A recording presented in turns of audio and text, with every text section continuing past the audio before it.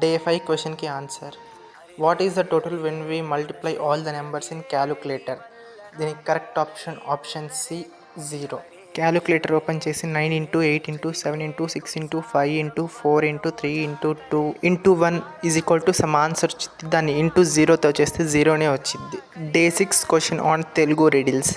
బయట బంగారం లోపల వెండి. క్వశ్చన్ ఇంకోసారి వినండి. బయట బంగారం లోపల వెండి. దీనికి ఆప్షన్ ఏ గుడ్డు, ఆప్షన్ బి అరటిపండు, ఆప్షన్ సి మామిడి పండు, ఆప్షన్ డి కమలాకాయ. మీరు కొంచెం తెలివిగా ఆలోచిస్తే ఆన్సర్ చాలా సింపుల్.